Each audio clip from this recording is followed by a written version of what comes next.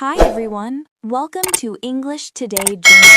And hey, don't forget to subscribe if you enjoy learning English in a simple and practical way. Comfort of habits and routines.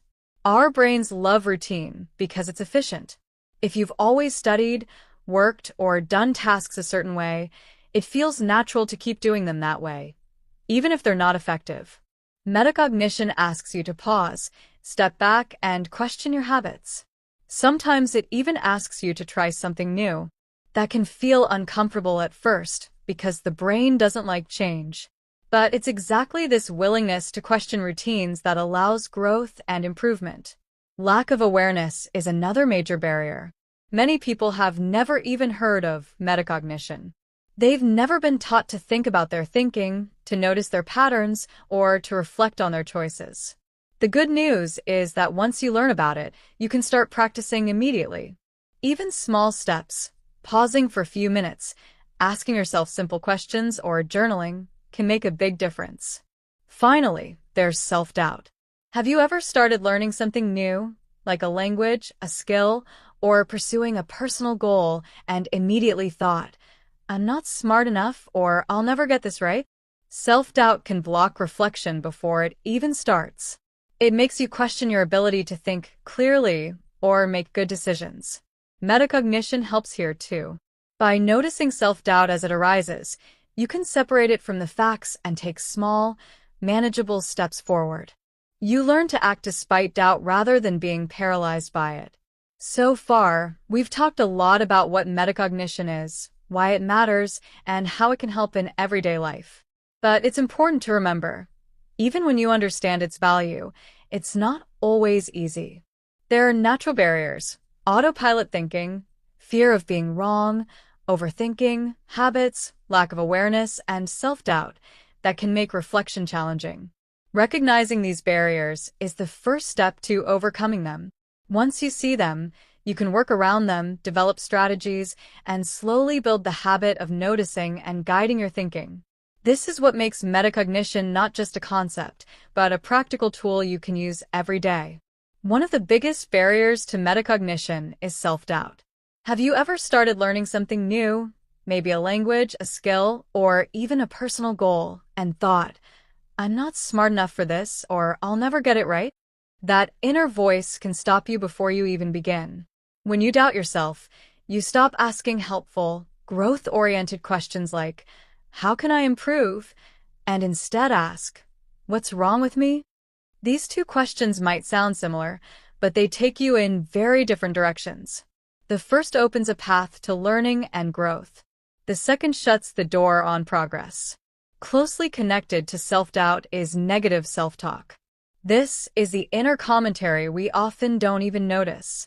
Phrases like, "I always mess things up," or "Why do I even try?" can become automatic. Over time, this type of thinking shapes how we see ourselves and our abilities. If you already believe you'll fail, every mistake becomes proof that you're not good enough. But in reality, mistakes are simply part of learning. They're signals, not verdicts. The way you speak to yourself affects the way you think, and the way you think affects your ability to reflect honestly. Positive, supportive self-talk opens the door to metacognition, while negative self-talk closes it. Another common barrier is fear of failure. This one is tricky because it often hides behind excuses. You might tell yourself, "I'll do it next week," or "I'll try when I'm ready," but deep down it's fear controlling your decisions. Fear of failure keeps you from reflecting because you don't want to face the possibility that you might make a mistake. You avoid trying new approaches, avoid reviewing what went wrong, and avoid thinking about what you could do differently. But here's the truth. Failure isn't the enemy. It's feedback. Every failure is a message that says, "This method didn't work. Try another way." Metacognition is what allows you to take that feedback and use it to improve. It turns mistakes from roadblocks into stepping stones. Barriers can also come from cultural and educational influences. Sometimes, the obstacle isn't inside you. It's in the world around you. Some schools and cultures emphasize memorization, following instructions, and getting the right answer rather than asking questions or reflecting on your own thinking. If you ask too many questions, you might be seen as difficult. If you share your reflections, you might feel judged. Over time, this teaches people that self-reflection is unnecessary or even wrong. It discourages curiosity and the habit of thinking about how you think. When these influences are combined with self-doubt, negative self-talk, and fear of failure, metacognition can feel almost impossible to practice. You may feel blocked, unsure, or afraid to examine your thoughts honestly. But understanding these barriers is the first step toward overcoming them. Once you recognize what's holding you back, you can start taking small, deliberate steps to break through.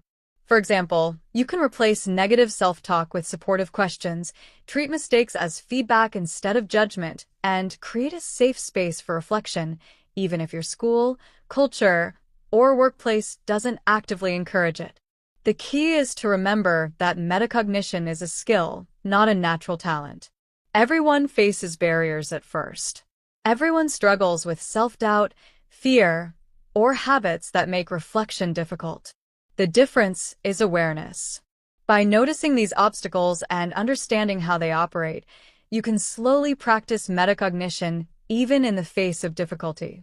Each small step, pausing to reflect, asking better questions, looking at mistakes as learning opportunities, helps you build the habit of guiding your thinking.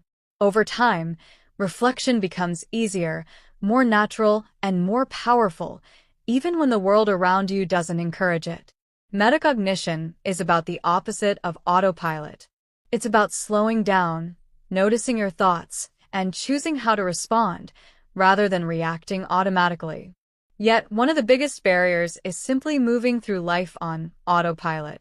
Many of us wake up, study, work, talk to people, and go through our day without ever asking, is this working for me?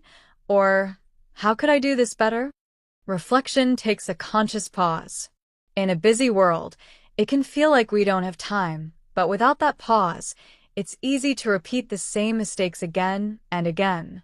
Taking even a few minutes to step back and observe your thoughts can make a huge difference. Ironically, another barrier is overthinking. It might sound strange, thinking too much can actually stop you from thinking clearly. When you analyze every tiny detail or get stuck imagining endless what-if scenarios, you can feel overwhelmed and paralyzed. True metacognition is not endless analysis. It's focused reflection that helps you make clear decisions and take action. The goal is not to think more, it's to think more effectively. Then there's the challenge of comfort zones and habits. Our brains naturally love routine.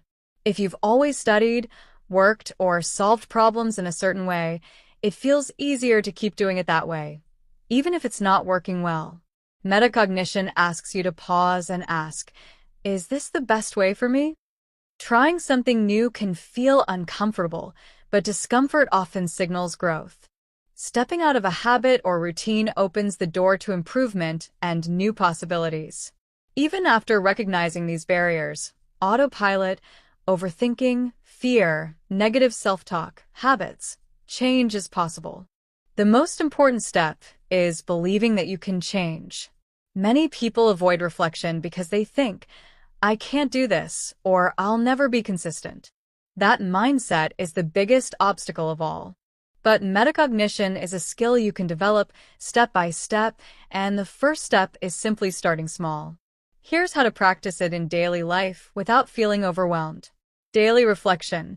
Take a few minutes at the end of each day to ask yourself questions like, what went well today? Or, what could I have done differently?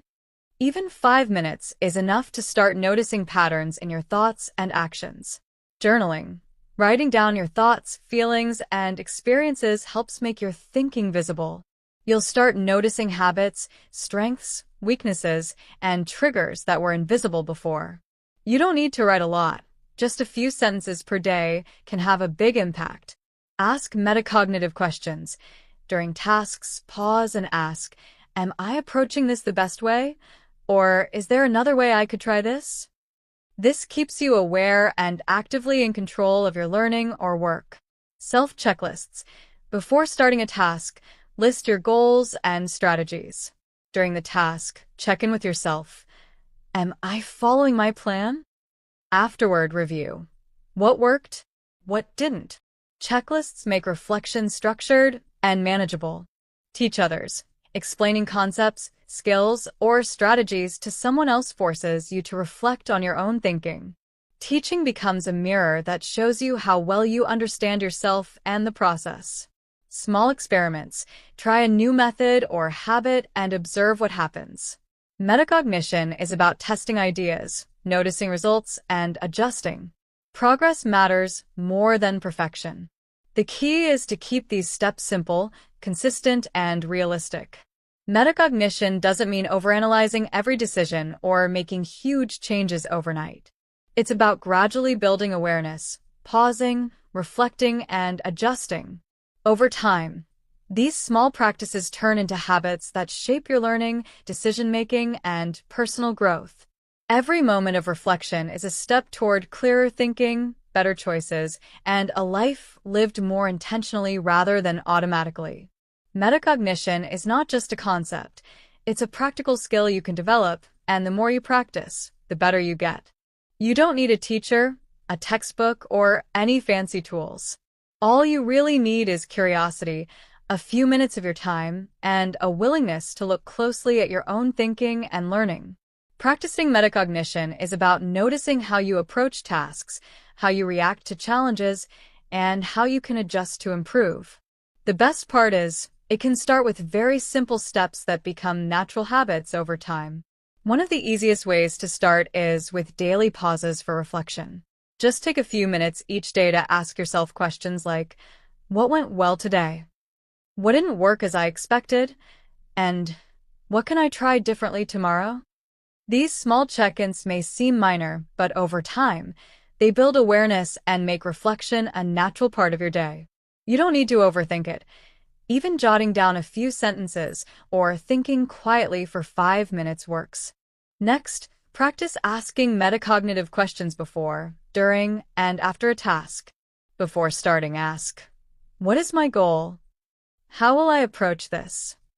While you're working, pause occasionally and ask, is this strategy working, or do I need to adjust?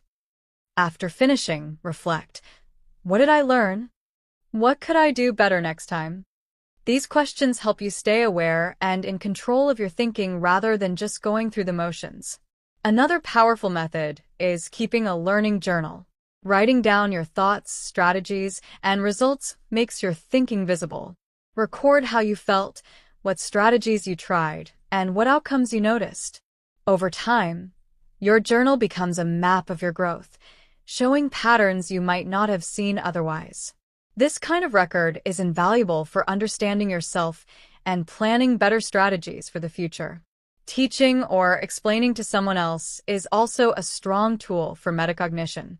When you try to explain an idea or process, you quickly notice what you understand clearly and where your thinking is still confused. Teaching forces you to reflect on your own knowledge, organize it, and communicate it clearly. Even explaining to a friend, family member, or study partner can be enough to sharpen your thinking. You can also build feedback loops. Ask for feedback from a teacher, mentor, or friend, and then reflect on it. Do I agree with this feedback? What can I apply? Combining external feedback with self-reflection strengthens your metacognitive skills because it gives you both internal and external perspectives on your thinking. Another practical strategy is using if-then plans to handle repeated challenges. For example, if you notice that you often get distracted while studying, create a simple plan. If I get distracted, then I will set a timer for 20 minutes and focus only on this task. Or, if you notice procrastination, try, if I feel like delaying, then I will start with just 5 minutes of work. These small, structured responses train your mind to respond deliberately rather than react automatically. All of these practices, daily reflection, asking questions, journaling, teaching, seeking feedback, and using if-then plans are small, actionable ways to train your mind to think about thinking.